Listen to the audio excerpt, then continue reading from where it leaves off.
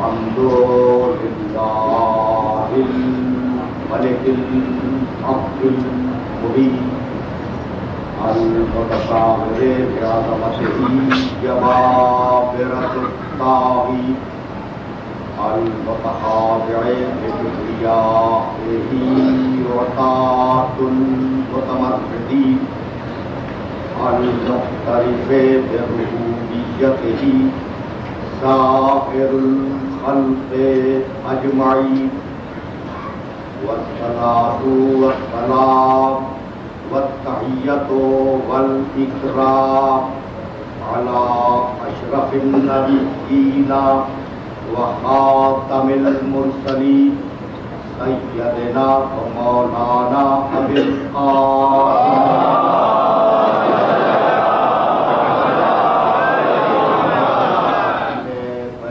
الطيبين الطاهرين المعصومين المظلومين. أما بعد فقد قال الله سبحانه وتعالى في محكم كتابه المبين بسم الله الرحمن الرحيم يسبح لله ما في السماوات وما في الأرض الملك القدوس العزيز الحكيم هو الذي بعث في الأميين رسولا منهم يتلو عليهم آياته ويزكيهم ويعلمهم الكتاب والحكمة وإن كانوا من قبل لفي ضلال مبين وآخرين منهم لما يلحقوا بهم وهو العزيز الحكيم.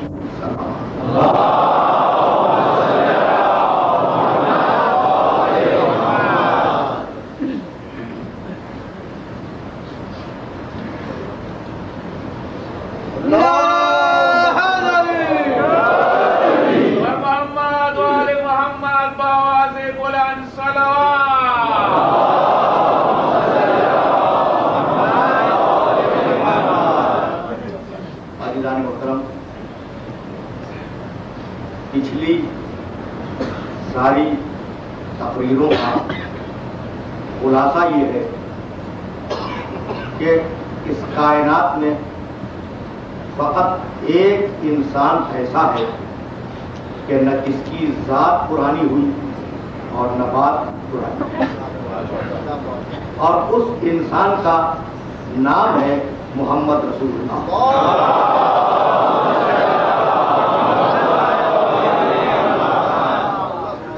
زمانہ اس کی شخصیت پر اثر انداز نہ ہو سکا، حالانکہ یہ حقیقت ہے کہ گزرتا ہوا زمانہ کسی انسان کو نہیں بخشتا. انسان پیدا ہوتا ہے، بچپنا گزرتا ہے، نوجوانی کی منزلوں سے گزرتا ہے، زمانہ اس پر اپنے نقوش چھوڑتا چلا جاتا ہے، ادھیڑ ہوتا ہے، بوڑھا ہوتا ہے، مر جاتا ہے. تو اب یہ جو پیدائش سے موت تک تبدیلیاں انسان میں آتی رہی، یہ تبدیلیاں وقت اور زمانے کی تھیں، لیکن وہ واحد شخصیت ہے کہ جس کی ذات میں کسی قسم کی کوئی ایسی تبدیلی نہیں. اس لیے کہ آج بھی چاہے انسان دل سے مانے یا نہ مانے، آج بھی جب اذان میں یہ کہتا ہے کہ اشہد ان محمد رسول اللہ، میں گواہی دیتا ہوں کہ محمد اللہ کے رسول تھے، انتقال فرما گئے، ترجمہ یہ نہیں، محمد اللہ کے رسول ہیں. تو کلمے میں حال ہے، ہر عہد کا انسان یہی کہے گا کہ محمد اللہ کے رسول ہیں. آج ہم کہہ رہے ہیں ہم مر جائیں گے، ہمارے بعد جو نسلیں آئیں گی وہ بھی یہی کہیں گی کہ محمد اللہ کے رسول ہیں. بھائی گفتگو اس پر نہیں ہے کہ تھے اور مر گئے، محمد اللہ کے رسول ہیں. تو اب یہ کلمے میں حال کیوں آیا، ماضی کیوں نہیں ہے کہ محمد اللہ کے رسول تھے؟ اس کا سبب یہ ہے کہ کلمہ توحید میں ماضی نہیں ہے، حال ہے. لا الہ الا اللہ، کوئی معبود نہیں سوائے اللہ کے. تو چونکہ کلمہ توحید میں حال ہی حال ہے، اس لیے کلمہ رسالت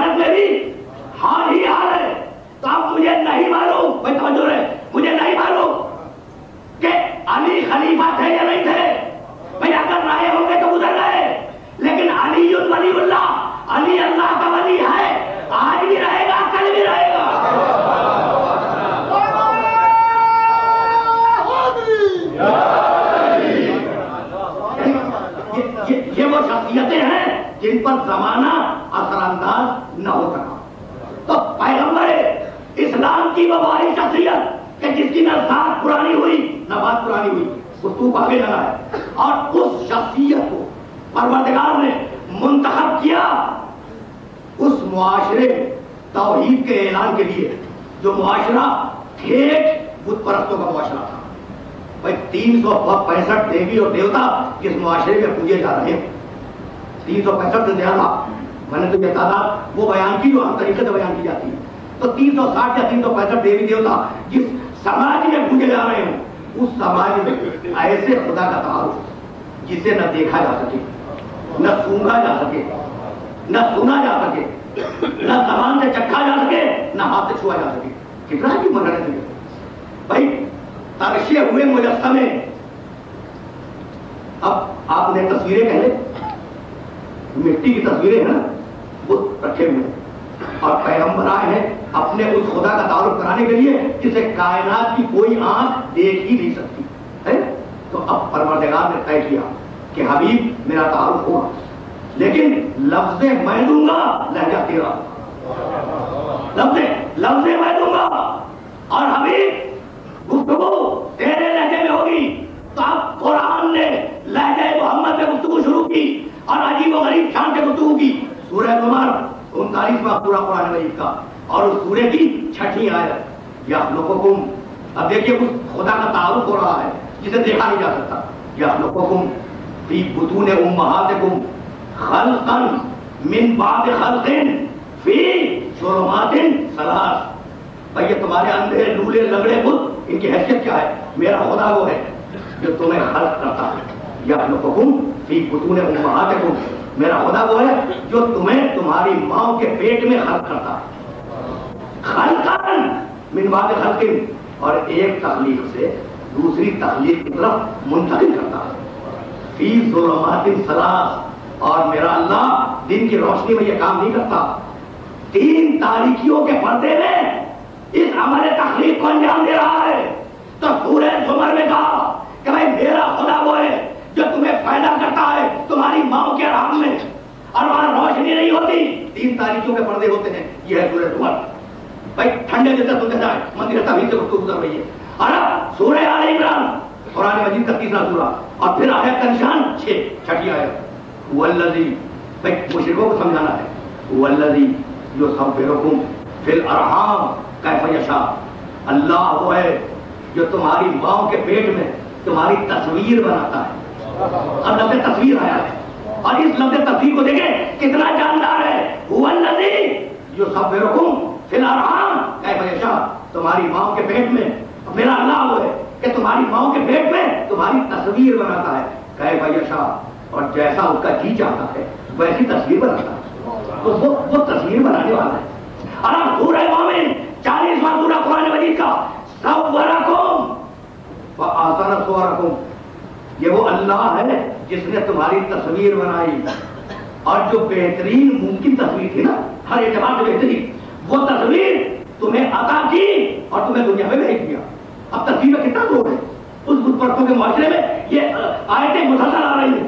اور اب سورہ حشر 59واں سورہ قرآن مجید کا هو اللہ الخالق الباری المصور. وہ اللہ ہے، وہ خلق کرنے والا ہے، وہ عدم سے وجود میں لانے والا ہے، وہ مصور ہے، تصویر بنانے والا ہے. دیکھیں تصویر میں کتنا زور ہے نا، تصویر بنانے والا ہے. بھائی میرا کون سا ایسا محترم سننے والا ہوگا جس نے تصویر نہ دیکھی ہو یا اپنے گھر میں تصویر نہ رکھی ہو؟ مصور کے لیے 3 شرطیں لازمی ہیں. دنیا کا کوئی مصور 3 شرطوں کے بغیر تصویر نہیں بنا سکتا.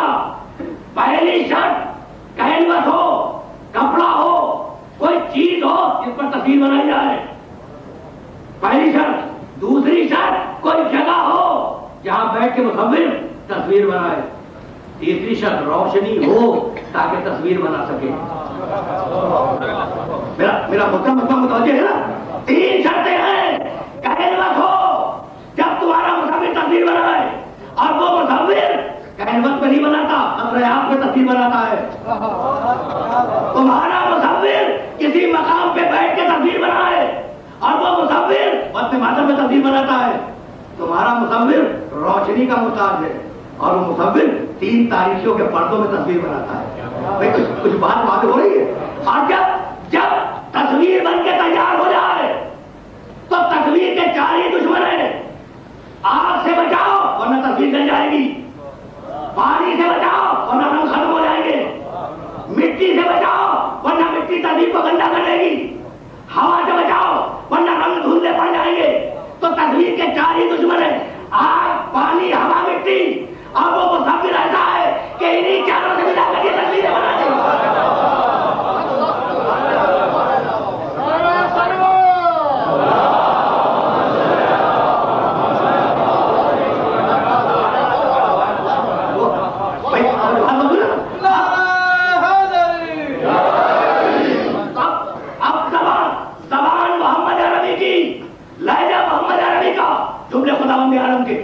اور ایک طرف اپنے اندیکھے خدا کا تعارف, اور دوسری طرف تمہارے بت یہ لولے ہیں, اپنے ہاتھوں سے نہیں کر سکتے, یہ اندھے ہیں, دیکھ نہیں سکتے, ان کے پاس کان نہیں ہے, یہ سن نہیں سکتے. میں بہت تیزی کے ساتھ مسئلے تبھی سے آگے جا رہا ہوں اور کسی خاص منزل فکر تک اپنے سارے سننے والوں کو لے کے جانا ہے. تو پیغمبر کیا کر رہے ہیں, یہ بت تمہارے اندھے ہیں, نہیں دیکھ سکتے. میرا خدا وسیع ہے, پوری کائنات کو دیکھ رہا ہے. تمہارے وہ پہلے کچھ نہیں کر سکتے, سن ہی نہیں سکتے. میرا خدا سبھی ہے, کائنات کی ہر شے سن رہا ہے. تمہارے وہ اپاہج ہیں, کچھ نہیں کر سکتے. میرا خدا علی کل شیء قدیر ہے. تمہارے وہ زبان نہیں رکھتے. میرا خدا کلم اللہ عمدہ تکلیمہ, یہ وہ خدا ہے کہ جس چیز میں چاہے کلام کو پیدا کر دے. تو اب ایک طرف پیغمبر کا مشن یہ ہے کہ اپنے خدا کا تعارف کراؤ, اور دوسری طرف پیغمبر کا مشن یہ کہ ان بتوں کی تنقید کرو, ان بتوں کی مذمت کرو, ان کی برائیاں بتاؤ. جبھی تو کرنی سنے نا بھائی, اسی منزل تک اپنے سننے والوں کو لے کے آنا, اور اب اس منزل سے آگے نہیں جانا. تو بھائی پیغمبر کے 2 کام, پہلے بتوں کی برائیاں بیان کرو, بتاؤ کہ یہ برے ہیں, ان کی عبادت کا کوئی فائدہ نہیں ہے, پھر اپنے خدا کی تعریف کرو. اب کہنے کہ لولا ہے, تمہارا لولا ہے, لنگڑا ہے, اندھا ہے, اپاہج ہے, معذور ہے, کچھ نہیں کر سکتا. تو ہو سکتا تھا بھائی عرب بڑی غیرت والی قوم ہے, بڑی حمیت والی قوم ہے. الٹ کے مشرک کہتے, بھائی توجہ رہے, الٹ کے مشرک کہتے کہ محمد تم ہمارے خداؤں میں 100 عیب نکال رہے ہو, لاؤ اپنے خدا کو, تو 500 عیب ہم تمہارے خدا میں نکال دیں گے. کہہ سکتے تھے یعنی, لیکن خدا کی قسم کسی مشرک نے یہ چیلنج محمد کو نہیں کیا. کسی مشرک نے, پیغمبر مسلسل برائیاں بیان کر رہے بتوں کی, اور کسی مشرک میں یہ دم نہیں ہے کہ وہ یہ کہہ سکے کہ اپنے خدا کو لاؤ تو 500 عیب ہم تمہارے خدا میں سے نکال دیں. تو بھائی بات کیا تھی؟ بات یہ تھی کہ اتنا بے عیب رسول بھیجا کہ پہلے اس میں عیب تلاش کرو, مجھ سے بات میں آؤ.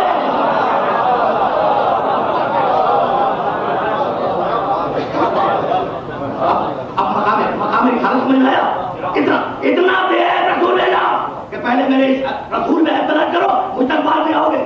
تو جب 40 سال بھائی بہت دور جانا ہے, اور میں بہت گھبرا رہا تھا کہ میں جو آیتیں پیش کر رہا ہوں کہیں ایسا نہ ہو کہ میرے سامعین کے ذہنوں پر وہ آیتیں بوجھ بن جائیں.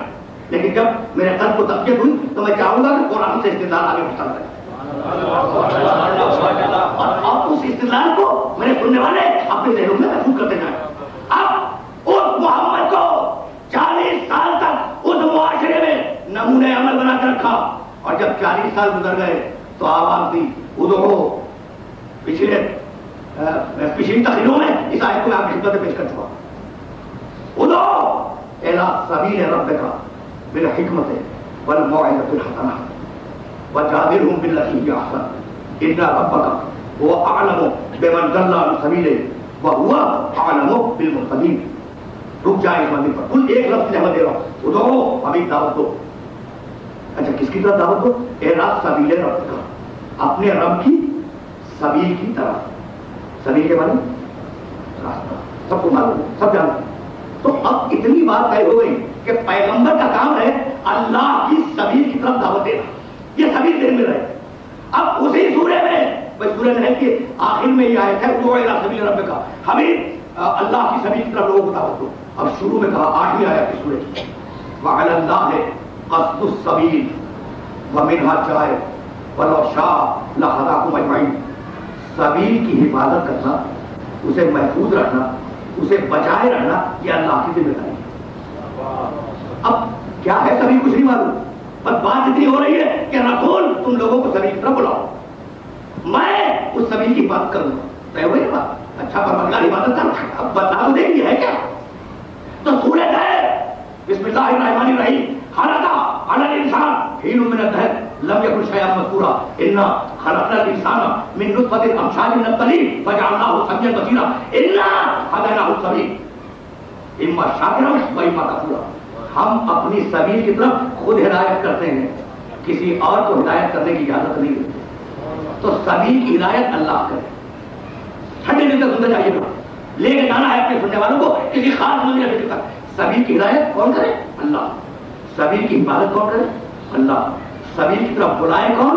رسول ہے نا. تو پروردگار اتنا تو بتا دے کہ یہ سبیل ہے کیا، جس کی حفاظت کر رہا، جس کی طرف ہدایت کر رہا، اور رسول سے کہہ رہا ہے کہ دعوت دو، لوگوں کو سبیل کی طرف بلاؤ. تو اب اگر میں قرآن سے باہر جاؤں تو آپ وہاں کہہ کے میری سے بات پکڑ لیں. بھائی سورہ فرقان میں آواز دی، بھائی بہت توجہ رہے. اور میں چاہ رہا ہوں کہ یہ وہ مجمع ہے محترم سننے والوں کا جس نے ہزاروں ہزار مجلسیں سنی ہوں گی، تو معلوم سے آیتوں سے، معلوم سے واقعات. تو اب اتنا طے کرنا ہے قرآن ہی کی روشنی میں کہ سبیل کیا ہے. اگر سبیل پکڑی گئی تو یہ ساری آیتیں حل ہو جائیں گی. سورہ فرقان قل ما اسألکم علیہ من اجر الا من شاء ان یتخذ الی ربہ سبیلا. حبیب کہہ دو کہ مجھے رسالت کی اجرت نہیں چاہیے، اگر دینی ہے تو سبیل پر آ جاؤ. تو سورہ فرقان میں تھا کہ اجر رسالت سبیل الہی. اب اگر اجر رسالت سمجھ میں آ جائے تو سبیل سمجھ میں آ جائے گی. تو سبیل الہی اجر رسالت. اور سورہ شورى میں تھا قل لا اسألكم علیہ اجرا الا المودۃ فی القربى.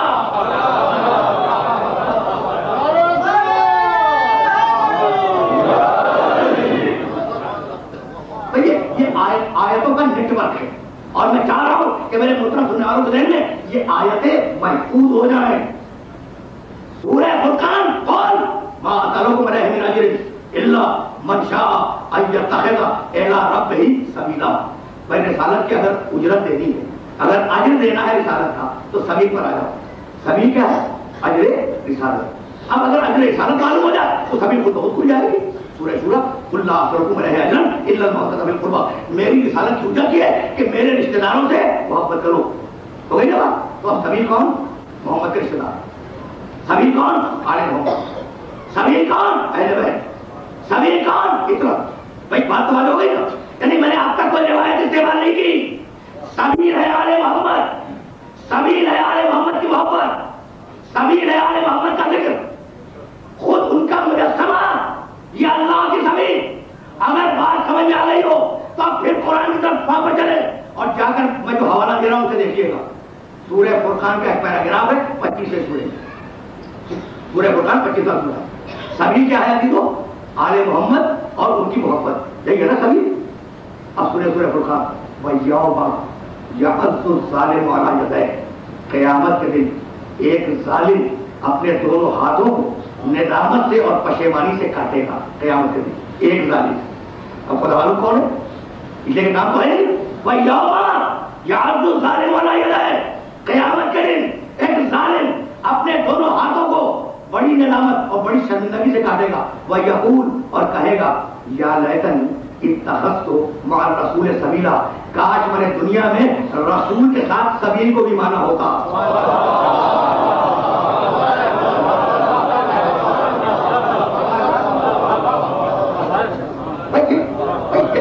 یہی تو کر رہا ہوں کہ اگر کتاب کافی ہے تو اس طریقے سے کافی ہے. یہی میرا مشن ہے. ابھی ظالم کا قول ختم نہیں ہوا.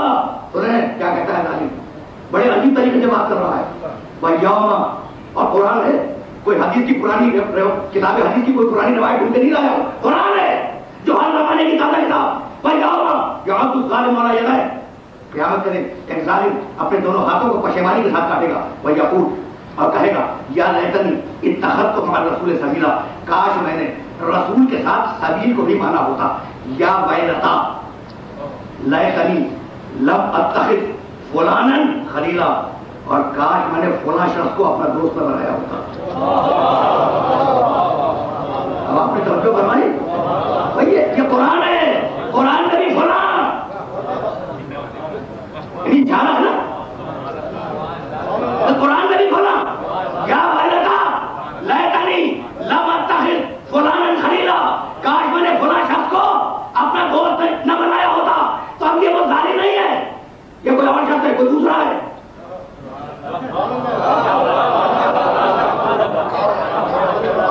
یہ ظالم نہیں ہے، یہ کوئی دوسرا شخص ہے نا۔ اچھا، یا ویلتا لیتنی لم اتخذ فلانا خلیلا لقد اضلنی عن الذکر بعد اذ جاءنی، میرے دوست نے مجھے ذکر سے ہٹا دیا جبکہ ذکر میرے پاس آ چکا تھا۔ وَكَانَ الشَّيْطَانُ لِلْإِنسَانِ خَذُولًا، اور شیطان کا تو کام ہی یہ ہے کہ وہ انسانوں کو گمراہ کر دے۔ اب یہ تیسری شخصیت کا تذکرہ شروع ہو گیا۔ عجیب طریقے سے آج آ رہی پورے قرآن کو دیکھ لیجیے گا۔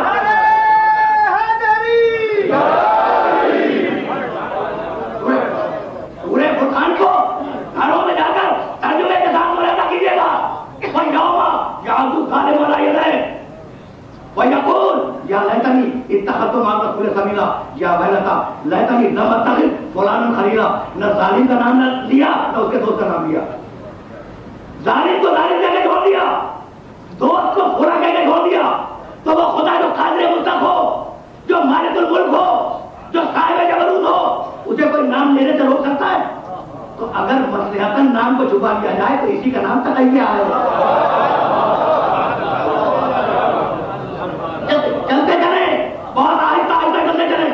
یا ویلتا لیتنی لم اتخذ فلانا خلیلا، اور کاش میں نے دنیا میں سبیل کو مانا ہوتا، یعنی آل محمد کو تسلیم کیا ہوتا، تو اب مجھے کچھ نہیں معلوم کہ یہ ظالم کون ہے، اس کا دوست کون ہے، شیطان کون ہے، میں کچھ نہیں جانتا، اور یہ میرا سبجیکٹ بھی نہیں ہے۔ لیکن ایک بات میں جانتا ہوں، بھائی بہت توجہ ہے، بہت توجہ ہے، ایک بات میں جانتا ہوں، چھوٹے چھوٹے بچے سامنے بیٹھے ہیں، ان کے امتحانات ہوتے ہیں، چلے جائیں آپ اسکول میں ان کے پرچے دیکھیں تو ایک پورشن ہوتا ہے فل ان دی بلینکس، خالی جگہ کو پر کرو۔ بچہ اپنی ذہانت سے خالی جگہ کو پر کرتا ہے، تو یہ ہے قرآن کے دو فل ان دی بلینکس، اور تمہیں کرنے اب جو بھی آل محمد کا دشمن ہو اس کا نام آسانی سے لکھو۔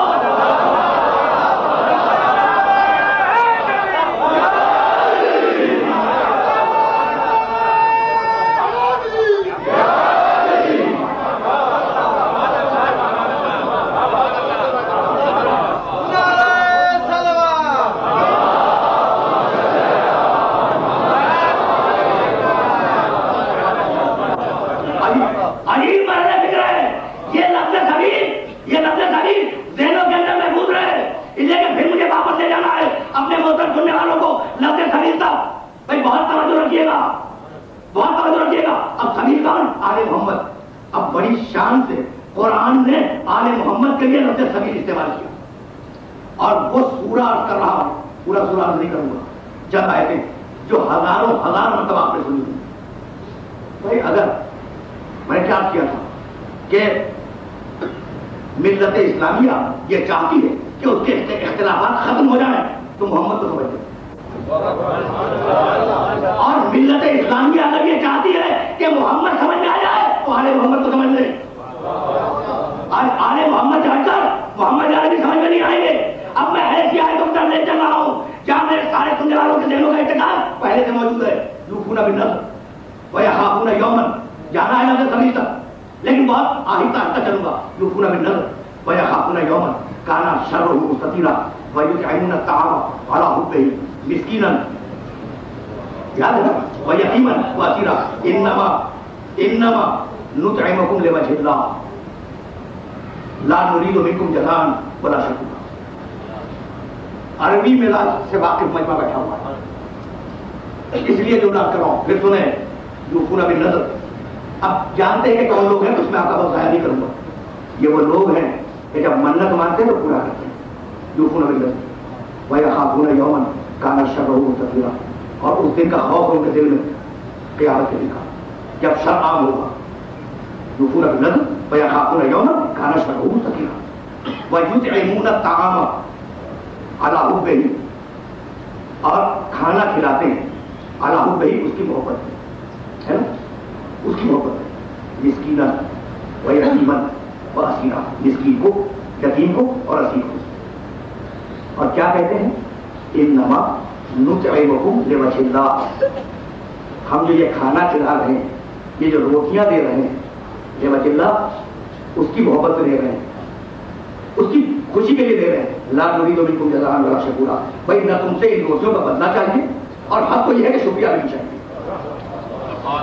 یہی کہا نا رک جائیں بھائی عربی میں نہ سمجھ میں آئے اس لیے میں بار بار اصرار کر رہا ہوں پھر سنیں آیتوں کو یوفون بالنذر وَيَخَافُونَ يَوْمًا كَانَ شَرُّهُ مُسْتَطِیرًا منت کو پورا کرتے ہیں قیامت سے کرتے ہیں وَيُطْعِمُونَ الطَّعَامَ عَلَىٰ حُبِّهِ مِسْکِینًا وَيَتِیمًا وَأَسِیرًا اور کھانا کھلاتے ہیں اس کی محبت میں مسکین کو یتیم کو اسیر کو انما نطعمکم لوجہ اللہ ہم جو کھانا کھلا رہے ہیں وہ اللہ کی محبت میں کہتے ہیں یہ ہے اس میں کہیں یقولون یہ یقولون ہے یقولون کے معنی کہتے ہیں بھائی بہت توجہ رکھیے گا بہت توجہ رکھیے گا یعنی اب میں نعوذ باللہ تحریر نہیں کر رہا ہوں مثال کے لیے لفظ کو بڑھا کے کر رہا ہوں یوفون بالنذر وَيَخَافُونَ يَوْمًا كَانَ شَرُّهُ مُسْتَطِیرًا وَيُطْعِمُونَ الطَّعَامَ عَلَىٰ حُبِّهِ مِسْکِینًا وَيَتِیمًا وَأَسِیرًا وَيَقُولُونَ اور کہتے ہیں انما نطعمکم لوجہ اللہ کہ ہم جو کھانا کھلا رہے ہیں وہ اللہ کے لیے یہ یقولون ہے قرآن نہیں ہے تو کہتے ہیں ترجمہ کہاں سے آ گیا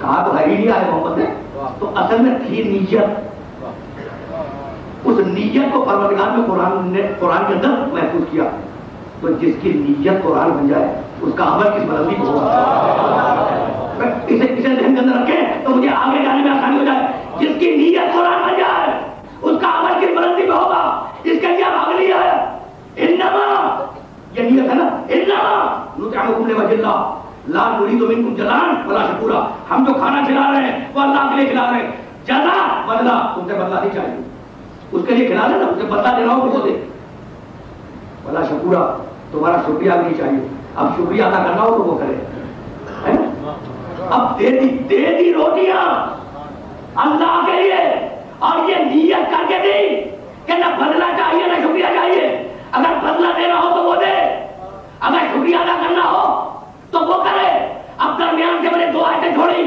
اور اب قرآن نے آواز دی وَجَزَاهُمْ بِمَا صَبَرُوا جَنَّةً وَحَرِيرًا انہوں نے صبر کیا روزے رکھے تھے جزاہم ہم نے جزا دے دی اور جزا میں کیا دے دیا جنت دے دی یہ ساری گفتگو کس منزل کے لیے تھی جزاہم جنت دے دی ہے نا وہ کہہ رہی ہے اب یہ آیات قرآن کا نیٹ ورک ہے اور لے کے جانا ہے لفظ سبیل تک اور بہت آسانی کے ساتھ چلتے چلیں جزاہم بھائی ایک ہے صیغہ ماضی ایک ہے صیغہ مضارع صیغہ ماضی گزشتہ کی بات جزاہم بما صبروا جنتاً انہیں جنت دے دی جزا دے دی نا اسے ذہن میں رکھیے گا اچھا اور یجزی جنت دے گا یہ مضارع ہو گیا انہیں ابھی ملی نہیں ہے تو اب اس آیت کو ذہن میں رکھیں اور اب چلیں قرآن کی طرف واپس سورہ صافات یہ حوالے اسے دے رہا ہوں کہ آل محمد اگر سمجھ میں آ گئے تو خدا کی قسم آج کا میرا مشن کمپلیٹ ہے 37واں سورہ قرآن مجید کا سلام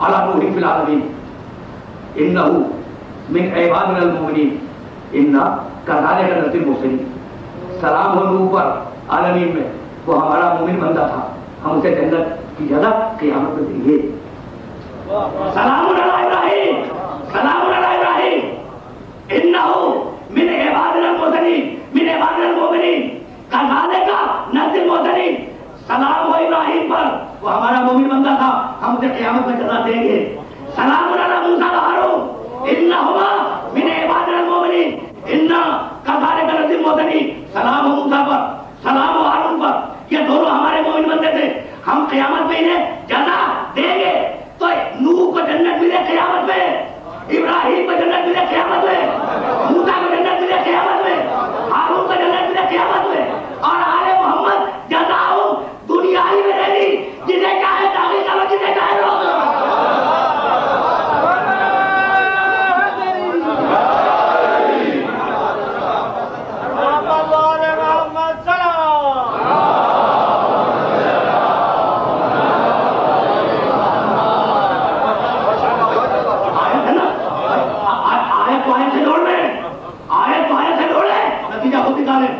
اب یہ آج کی حد تک میں معذرت خواہ ہوں کہ آیتوں کا ٹریفک زیادہ ہو گیا، لیکن یہ میری مجبوری تھی. جلاؤ بے مصور جنت، انہوں نے صبر کیا، ہم نے جزا میں جنت دے دی. اس کے بعد 7 آیتوں میں جنت کی خصوصیات بیان کی، یہ دیا اور یہ دیا اور یہ دیا، انہیں بیان نہیں کروں گا. جہاں نعمتوں کی فہرست ختم ہوئی، سورہ طیر میں جا کے دیکھ لیجیے گا، سورہ حلقہ میں اللہ نے کہا اتنا ہارا کان رکھو جزان کان سیدکم مشکورا. اے آل محمد میں پچھلی آیت سے ملا لیں، پچھلی آیت سے ملا لیں. نیت کیا تھی کہ نہ تم سے بدلہ چاہیے نہ تمہارا شکریہ چاہیے. کیا ہے اس کے لیے بدلہ دینا ہو بولے، شکریہ ادا کرنا ہو وہ کرے، ہے نا. اب اللہ بول رہا ہے انا ہذا کان لکم جزاء، اے آل محمد کی جنت تو ہے تمہارا بدلہ، وکان سیدکم مشکورا، اور ہم خود بھی تمہارے شکر گزار ہیں. بھائی آپ نے فرق محسوس کیا؟ نوح کو، ابراہیم کو، موسیٰ کو، ہارون کو جنت ملے قیامت میں. آل محمد دنیا ہی میں مالک جنت، غلو نہیں کر رہا ہوں اور میرا طریقہ غلو کا نہیں ہے. اور اب یہ ہے ان ھذا کان لکم جزاء، اے آل محمد یہ جنت تمہارا بدلہ ہے، یہ تمہارا بدلہ ہے، وکان سیدکم مشکورا، اور ہم بھی تمہارے شکر گزار ہیں، ہے نا. اب ہم کروں سورہ بنی اسرائیل میں دیکھیے گا، نوح علیہ السلام نے کہا انہ کان عبدا شکورا. نوح کا کمال یہ ہے کہ وہ ہمارا شکر کرنے والا بندہ تھا. اور نوح اللہ کا شکریہ ادا کرے، اللہ آل محمد کا شکریہ ادا کرے. یہ باتیں لین نہیں ہوتی جائے، اس لیے کہ کہیں نتیجے تک جانا ہے اور نبی کریم میں جا کے گفتگو کو تمام کرنا ہے. ان ھذا کان لکم جزاء وکان سیدکم مشکورا، اے آل محمد یہ ہے تمہارا بدلہ، ہے نا، اور ہم تمہارے شکر گزار ہیں. بھائی یہ تصویر اگر میں آپ کو ہدیہ کروں تو اگر آپ استعداد رکھتے ہیں تو جواب میں ہدیہ مجھے دے دیں. بھائی ہدیے کا جواب ہدیہ، اور خدا نہ خاصہ اگر استعداد نہیں رکھتے شکریہ ادا کریں. بھائی بات تو ہو گئی. اب میں بات کو الٹ دوں چونکہ کافی بولی ہو گئی. بھائی آپ نے مجھے کوئی ہدیہ دیا، اب اگر میں استعداد رکھتا ہوں تو جواب میں ہدیہ دوں، اور اگر نہیں رکھتا تو کم سے کم شکریہ تو ادا کروں. دونوں کام نہیں کروں گا کہ ہدیہ بھی دوں شکریہ بھی ادا کروں. نہیں ہوتا، دنیا کی رسم نہیں ہے کہ اگر آپ کو کوئی ہدیہ دے تو آپ اس کو ہدیہ بھی دیں اور شکریہ بھی ادا کریں، یا ہدیہ دیں گے یا شکریہ ادا کریں گے. یہاں پروردگار بھائی عجیب بھی دے جزا بھی دے رہا ہے، ہدیہ کے بدلے ہدیہ اور شکریہ بھی ادا کر رہا ہے. تو آخر بات کیا تھی؟ اے آل محمد تم نے ہمارے دین پہ احسان کیا اور اس کے بدلے میں دے رہے ہیں جنت. تو اگر یہ جنت تمہارے احسان کا پورا بدلہ ہوتی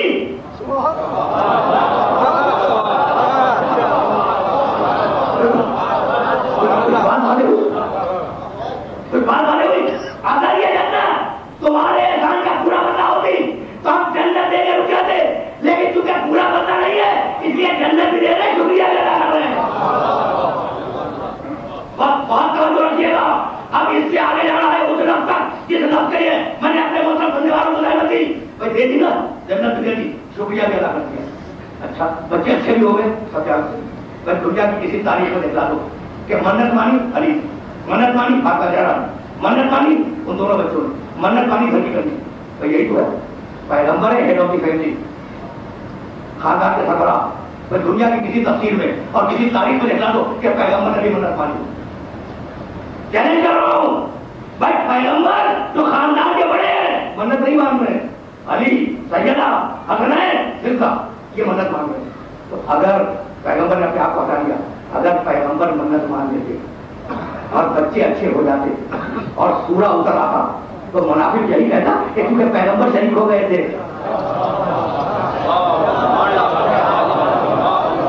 انہیں دلوں کے اندر محفوظ کر دینا میں تو منافق یہی کہتا کہ کیونکہ پیغمبر شریک ہو گئے اس لیے سورہ بھی آ گیا، بچے بھی اچھے ہو گئے. تو آپ نے کو ہٹایا، آل محمد کو آگے بڑھایا. اب توجہ تو منظور ہے نا. اب کیا رہے تھے پھر درمیان کے چھوڑی میں نے کیونکہ بہت تیزی سے گزرنا ہے اور سامنے وقت مجھے نہیں ہے. ان هذه تذکرۃ فمن شاء اتخذ الی ربہ سبیلا. اتنی ساری آیتیں میں نے پڑھی، اس ایک آیت دیکھیے ان هذه تذکرۃ، آل محمد کا صرف تذکرہ ہے. میں نہیں کہہ رہا ہوں، حالات کے واقعے کے بعد یہ آیت ہے، یعنی فنیشنگ آیتوں میں، آخری آیتوں میں، ان هذه تذکرۃ، یہ تذکرہ ہے، فمن شاء اتخذ الی ربہ سبیلا، اور سبیل بھی یہی ہے، اللہ کی سبیل بھی یہی ہے، تو تذکرہ بھی ہے اور سبیل بھی ہے۔ بھائی بات آنے ہو گئی، تو اب آل محمد کا ذکر تذکرہ، آل محمد کی محبت تذکرہ، خود آل محمد قرآن کی طرح میں تذکرہ۔ بھائی بات آنے ہو گئی، اب پھر جا کر آیتیں دیکھیے گا، سورہ مدثر مشہور سورہ ہے، تذکرہ کیا ہے؟ آل محمد۔ تذکرہ کیا ہے؟ آل محمد کا ذکر۔ تذکرہ کیا ہے؟ آل محمد کی محبت۔ تذکرہ سمجھ میں آ گیا؟ سورہ مدثر ابتدائی نازل ہونے والے سوروں میں سنا، وَمَا لَهُمْ عَنِ التَّذْكِرَةِ مُعْرِضِينَ۔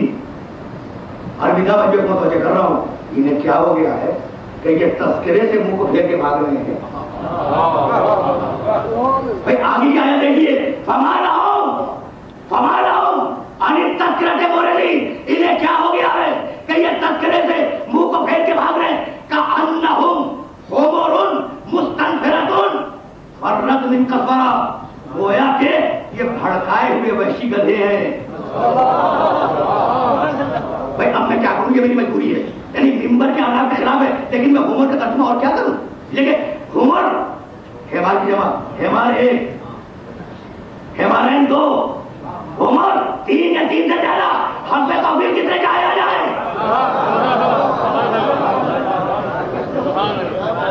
بھائی جو ہاتھ مقبول ہے نا، فَمَا لَهُمْ عَنِ التَّذْكِرَةِ مُعْرِضِينَ، انہیں کیا ہو گیا ہے کہ یہ تذکرے سے منہ کو پھیر کے بھاگ رہے ہیں، كَأَنَّهُمْ حُمُرٌ مُسْتَنفِرَةٌ، گویا کہ یہ وحشی گدھے ہیں، فرت من قصورہ، اور ایک شیر کو دیکھ کے بھاگ رہے ہیں۔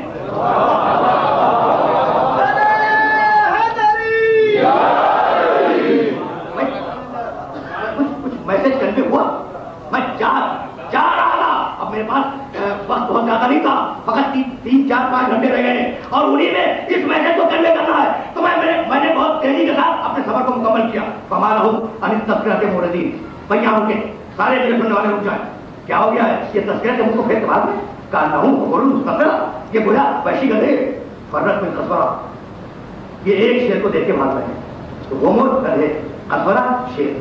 اب بھی معلوم اگر ایک سمجھ میں آ جائے دوسرا کو بہت سمجھ میں آ جائے، بہت سیدھی بات ہے نا۔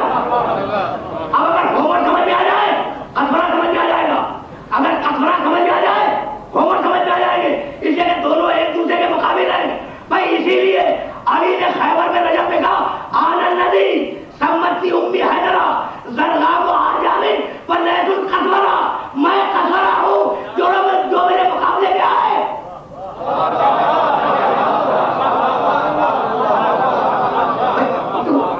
تو آخری مرحلہ داخل ہونے والی ہے، میں ہوں قصورہ، اب جو بھی میرے مقابلے میں آئے سمجھ لینا کہ وہ کیا ہے۔ اب عجیب بات ہے کہ فرمانے آن الذی سمتی امی حیدرہ، میری ماں نے میرا نام حیدر رکھا تھا، زرغام آجامن، میں جنگلوں کا شیر ہوں، اور سنو لیس القصورہ، فقط شیر نہیں ہوں، شیر ببر ہوں۔ قصورہ کے معنی شیر ببر، تو اب جو مقابلے میں ہوگا وہ ہومر ہوگا، اور شیر کو دیکھ کے بھاگے گا، جو مقابلے میں ہوگا وہ ہومر ہوگا اور شیر کو دیکھ کے بھاگے گا۔ بھائی تم نے تو ذہن میں محفوظ رکھا ہے 32 جنگوں میں علی نے رجب پڑھا، انا علی بن ابی طالب، میں ابو طالب کا بیٹا علی ہوں، میں ابو طالب کا بیٹا علی ہوں، میں ابو طالب کا بیٹا علی ہوں۔ کل ایک جنگ میں کہا کہ میری ماں نے میرا نام حیدر رکھا، ایک جنگ میں اپنا تعارف اپنی ماں کے ذریعے، اور باقی جنگوں میں اپنا تعارف اپنے باپ کے ذریعے۔ بھائی اگر باپ میں عیب ہو تو انسان دشمنوں سے بھی چھپاتا ہے، دوستوں سے بھی چھپاتا ہے۔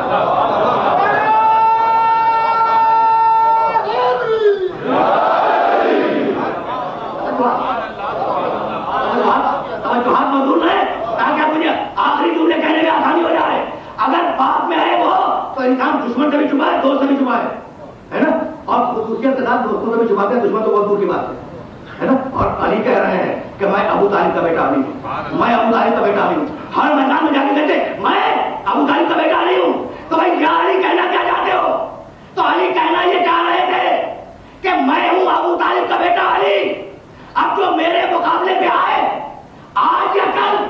وہ بھی تو بتائے کہ کس کا بیٹا ہے.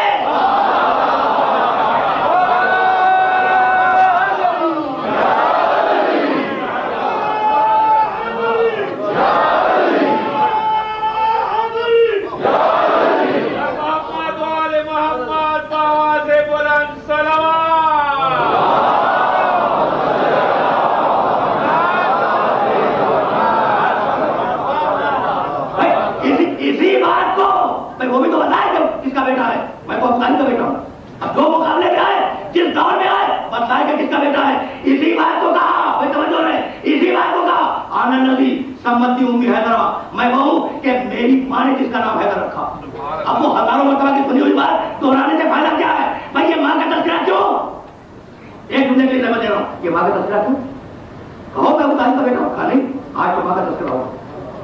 خیبر کے میدان میں آج ماں کا تذکرہ ہوگا. بھائی ماں کا تذکرہ کیوں ہوگا؟ اس لیے ہوگا کہ مرحب کی ماں اسے بتلا چکی ہے. مرحب کی ماں اسے بتلا چکی ہے کہ سب سے لڑنا حیدر نامی سے نہ لڑنا. تو جب میں اپنی ماں کا نام لوں گا تو اسے اپنی ماں یاد آئے گی, اور پھر اسے یہ یاد آ جائے گا کہ حیدر سے نہ لڑنا. اور واقعہ یہ کہ فوراً مرحب کے ذہن سے یہ بات آئی کہ میری ماں نے بچپنے میں کہا تھا کہ سب سے لڑنا, لیکن جس کا نام حیدر ہو اسے نہ لڑنا. اگر علم غیب نہ ہوگا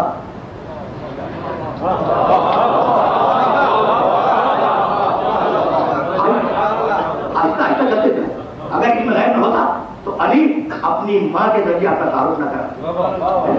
اب علم غیب کی ایک مثال ہے. تو اب کہہ چکی تھی کہ سب سے لڑنا, لیکن حیدر نام کا جو ہو اس سے نہ لڑنا.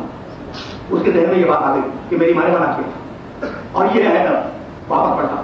بھائی کتنی تاریخوں کا انکار کرو, واپس پڑھتا تو وہ ملا جو ہر زمانے میں مشیر رہا ہے, گمراہ ہوگا, ہے نا, ہر زمانے میں گمراہ ہوگا, مشیر رہا. کہنے لگا کہ کیوں بھاگی؟ کہا کہ میری ماں نے کہا تھا کہ حیدر نامی شخص نہ لڑنا, وہ تمہارا قاتل ہوگا, تمہیں قتل کر دے گا. کہا اس پورے گروہ کے اوپر, پورے خدا معلوم کتنے حالات حیدر ہوں گے. کیا باپ کا بھی نام بتایا تھا کہ بڑا ہو؟ اب کیا معلوم کہ تیرا قاتل حیدر کون سا ہے, کیا لڑ. اب دیکھیں کتنی عجیب و غریب بات ہے. سمجھا کے پھر واپس پلٹا دیا میدان میں. بس آ گیا نا, یہ جانتے ہوئے کہ حیدر ہے, پھر میدان میں آیا نہیں آیا. اور آیا کیوں؟ ابلیس کے مشورے سے آیا. تو اب اگر کبھی تاریخ میں کوئی بھی یہ جانتے ہوئے کہ حیدر ہے, حیدر کے مقابلے پہ آ جائے تو سمجھو کہ اپنی رائے سے نہیں آیا, ابلیس کا مشورہ یقیناً شامل ہے.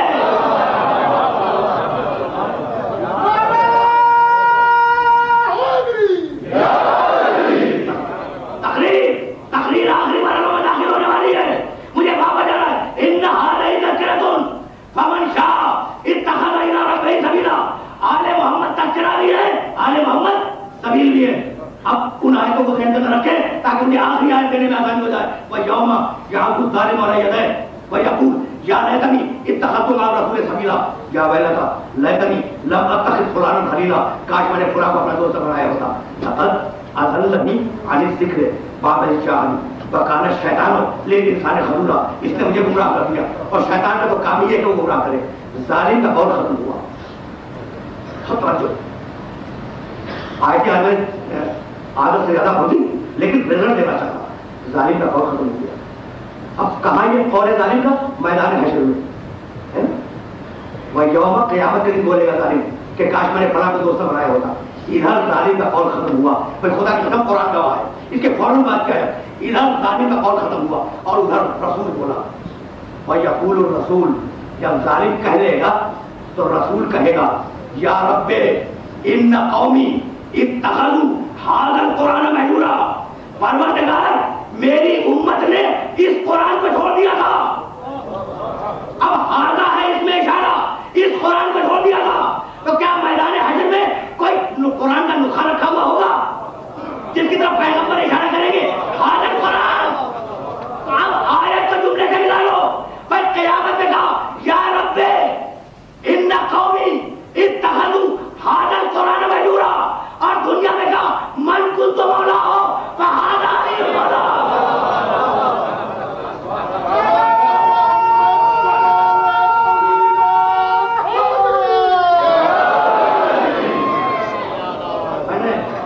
میں نے اپنے محترم سننے والوں کو بڑی رحمت دی.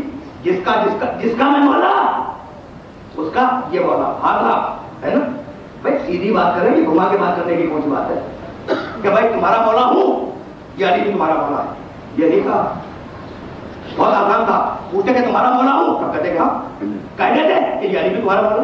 نہیں, گھما کے بات کی. میں جس کا مولا اس کا یہ علی مولا.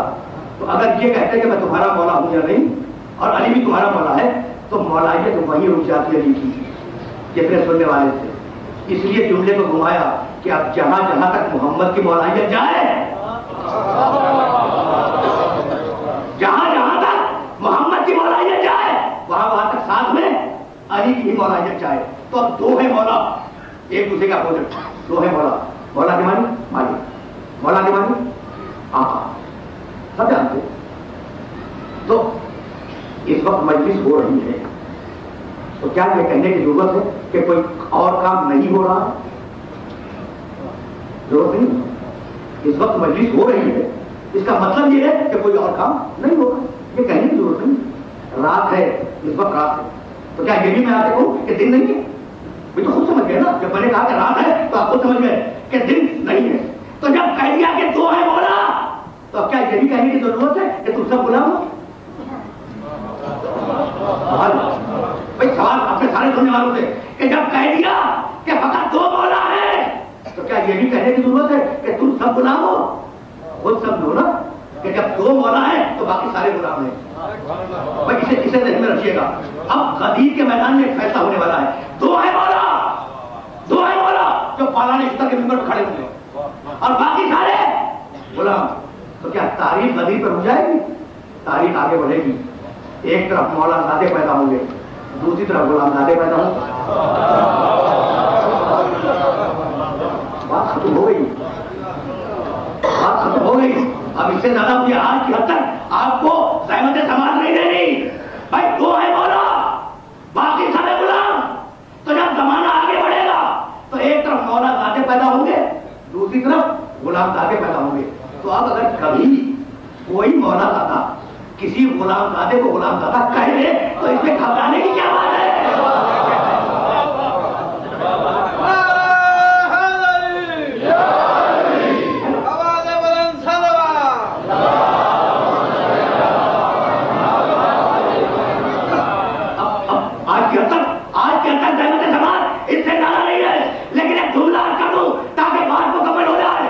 مجھے مسائل پر جانے میں آسانی ہو جائے. بھائی دو ہے مولا, مولا باقی سب غلام. اب زمانہ جب آگے بڑھا تو ایک طرف ہے مولا زادے, دوسری طرف ہے غلام زادے, ہے نا. کیا میرے محترم سننے والوں کے علم میں ہے کہ یہ غلامی کا اور آزادی کا تصور جاہلیت میں بہت تھا؟ جو آزاد تھے وہ پہلے اول درجے کے شہری, جو غلام تھے ان کی کوئی حیثیت تھی. اس کو اشرف اسلام میں آ کے غلامی کو توڑا اور کس طریقے سے توڑا کبھی پھر عرض کروں گا. تو ایک طرف ہے مولا, دوسری طرف سارے مجمع میں سب کے سب غلام. ایک چولہا دھوتے رہے. پیغمبر نے اپنی زندگی کے آخری زمانے میں, بالکل آخری زمانے میں, ایک لشکر مرتب کیا اور اس لشکر کا سردار بنایا اسامہ ابن زید کو. اسامہ ابن زید کون ہے؟ تو اسامہ ابن زید اس وقت سمجھ میں آئیں گے جب خود زید سمجھ میں آ جائے. یہ ہے زید ابن حارثہ. انہیں ڈاکوں نے پکڑا, لا کر مکے کے بازار میں بیچا, پیغمبر کے غلام بنے اور زید ابن محمد کے نام سے مشہور ہوئے. تھے زید ابن حارثہ, ان کا بیٹا ہے اسامہ. تو کس کا بیٹا؟ زید کا. زید کون؟ غلام. تو اب اسامہ غلام زادہ ہے نہیں؟ باتیں ہیں. اسامہ غلام زادہ, پیغمبر نے فوج مرتب کی اور اس غلام زادے کو اس فوج کا کمانڈر بنا دیا اور جتنے آزاد تھے ان سب کو اس کی سربراہی میں داخل کیا اور کہا جاؤ جنگ لڑو. اور یہ شدت کا جملہ کہا کہ لعن اللہ من تخلف عن جیش اسامہ, جو اسامہ کے لشکر میں نہ جائے وہ اللہ کی رحمت سے دور ہے. اب کون گیا کون نہیں گیا یہ میرا موضوع نہیں ہے, یہ اس موضوع میں بات کرنا چاہتا ہی نہیں, لیکن لعن اللہ من تخلف عن جیش اسامہ, اسامہ کے لشکر میں جو نہ جائے وہ اللہ کی رحمت سے دور. کچھ گئے کچھ نہیں گئے. جو نہیں گئے اب نام تو تاریخوں میں ہوں گے. جو نہیں گئے ان سے کسی نے پوچھا کہ بھائی تم کیوں نہیں گئے اسامہ کے لشکر میں؟ کہا بھائی ہم ہیں آزاد اور ہمیں بڑی کراہت ہوئی کہ ہم ایک غلام زادے کی سربراہی میں چلے جائیں. یہی کرنا اس سے زیادہ آج کی گفتگو نہیں ہے. ہم ہیں آزاد اور ہمیں بڑی کراہت محسوس ہوئی کہ ایک غلام زادے کی سربراہی میں چلے جائیں. تو بھائی جب تم آزاد ہو کر ایک غلام زادے کی سربراہی میں نہیں جا سکتے تو علی سے جو کہ خود مولا ہے یہ توقع کیسے رکھ سکتے ہو کہ ایک غلام زادے کی بیعت کر لے؟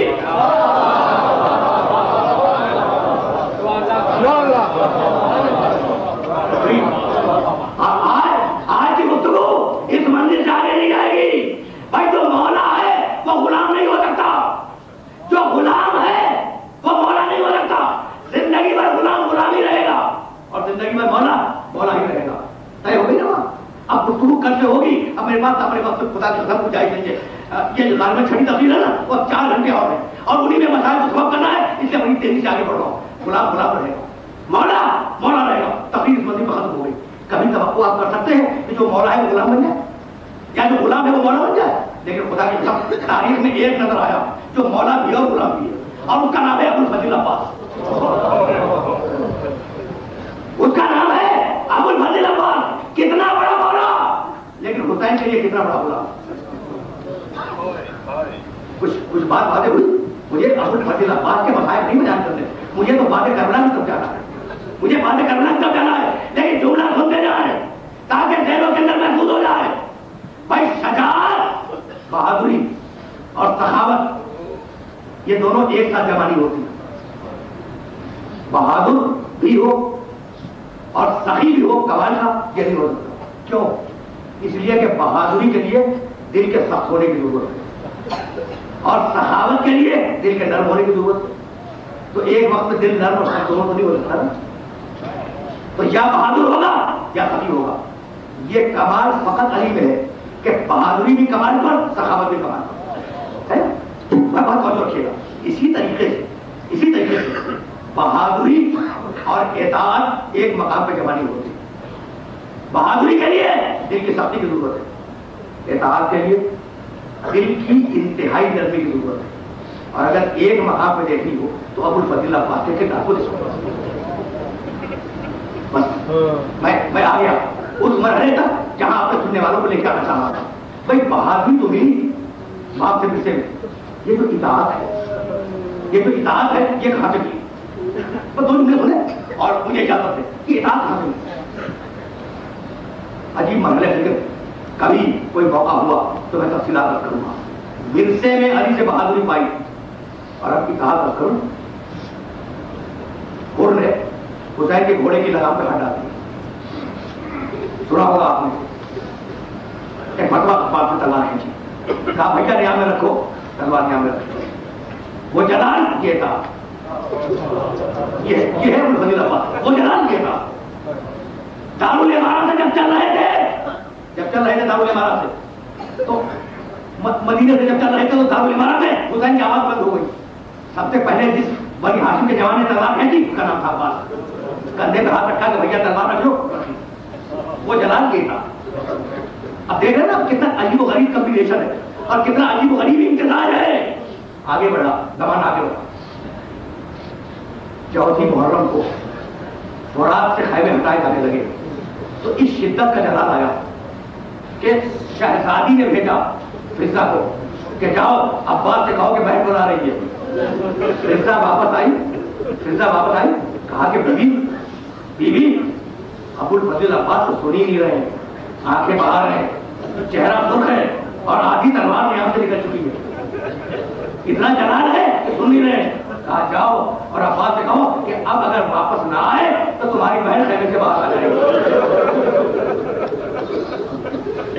وہ جلال یہ تھا, تلوار رکھی خیمے میں آ گئے کہ بہن میری زندگی میں نہ نکلنا.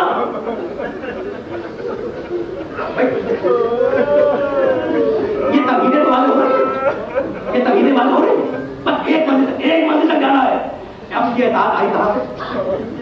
یہ اطاعت عباس کے کردار میں کہاں سے آئی؟ عرض کروں, کبھی کبھی موقع ہوتا ہے کہ کبھی جو میراثیں ملی ہے نا آل محمد کو ان پر گفتگو کی جائے. بہادری اور جلال آیا علی سے, اطاعت آئی ماں سے. ام البنین دلہن بن کر علی کے گھر پہ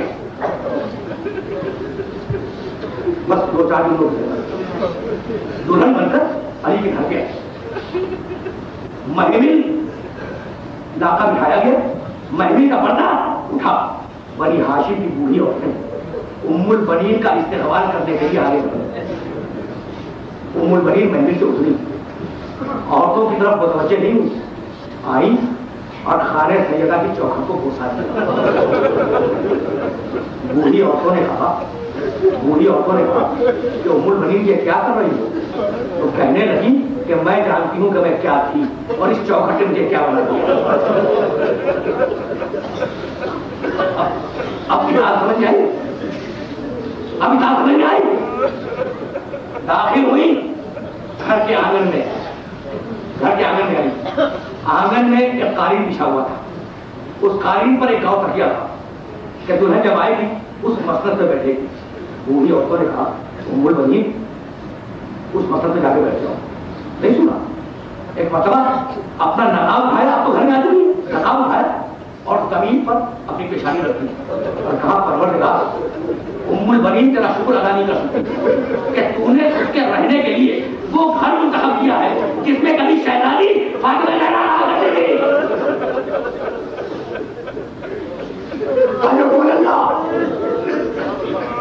آپ کو سمجھ میں آئی؟ ام البنین سمجھ میں آئی؟ کہا ام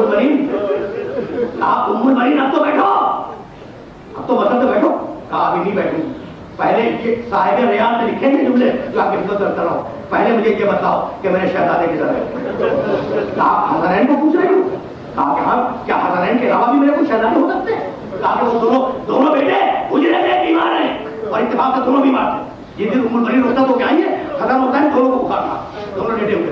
آئی حجرے میں, دائنا ہاتھ حسن کے پاؤں پہ رکھا, بایاں ہاتھ حسین کے پاؤں پہ رکھا اور فرمانے لگی کہ شہزادو ماں بن کے نہیں آئی, کلیم بن کے آئی ہو. اجرکم اللہ,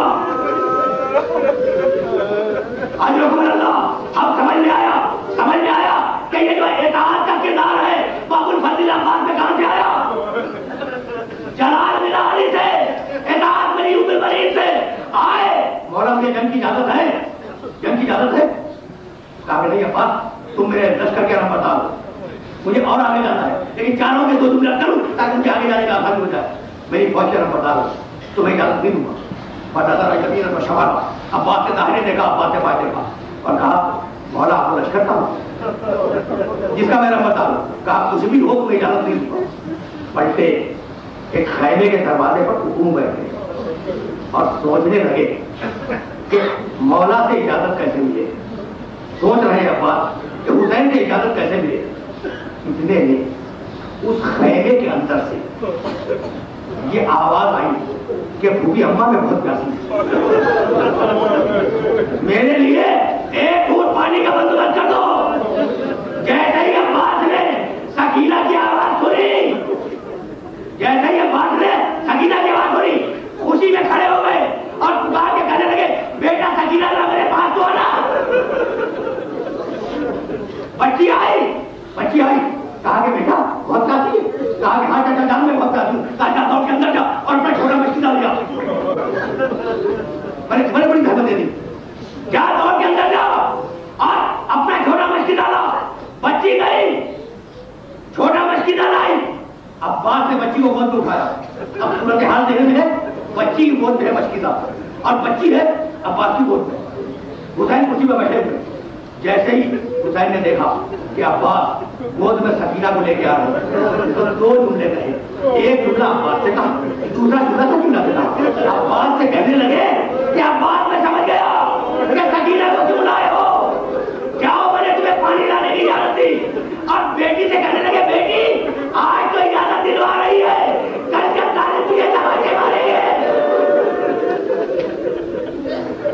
کل جب ظالم تجھے تماچے ماریں گے تو بہت یاد کرے گی اپنے چچا کو. اجرکم اللہ, آپ نے گریہ کیا, مجلس تمام ہو گئی. اب آخری جملہ سنیں. بیٹی آج تو اجازت دلوا رہی ہے, کل جب ظالم تجھے تماچے ماریں گے اور کل جب ظالم تجھے ایذائیں پہنچائیں گے تو اپنے چچا کو بہت یاد کرے گی. حسین تجھے جملہ کہہ کر چلے گئے دنیا سے. جب 11 محرم کو کافلہ چلنے لگا تو بچی شہزادی زینب کی گود میں تھی. شیور پوچھتا ہوا آیا کہ حسین کی وہ بیٹی کہاں ہے جو حسین کے سینے پر سونے کی عادت تھی. شہزادی یہ سمجھی کہ شاید عزت و احترام سے لے جائی جائے گی. کہا کہ وہ بچی میری گود میں. راوی بیان کرتا ہے کہ ایک مرتبہ شیور نے بچی کو جھپٹ کے چھینا اور ایک اکیلے ناکے کی پشت کے اوپر بچی کو اکیلا باندھ دیا گیا. جب قافلہ چلا تو بچی کی زبان پر تھا